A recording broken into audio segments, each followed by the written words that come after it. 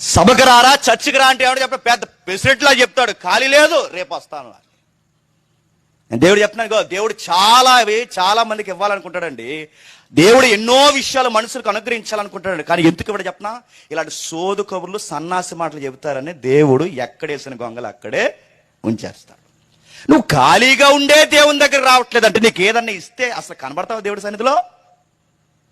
ఒక నెంబర్ కాదు, ఒక ప్రెసిడెంట్ కాదు, నీకు ఏ పదవి లేదు, అసలు నీకు బిజీ లైఫ్ లో ఏమీ లేదు, నీకు సమయం ఉన్నా రావు. మరి ఏం చేస్తావంటే సోఫా సెట్ల మీద 2 కాళ్ళు సాపి టీవీ పెట్టుకుని సోజవుతున్నావా? నీకు దేవుడు ఎందుకు ఇవ్వడా చెప్తున్నా? మరి చెప్తున్నాను, నీకు దేవుడు ఎందుకు ఇవ్వడా? నీకు ఏ అధికారం లేకపోతే నువ్వు దేవుని పట్టించుకోవట్లేదు. నీకు ఏ రూపాయి లాభం లేకపోతేనే దేవుని పట్టించుకోవట్లేదు.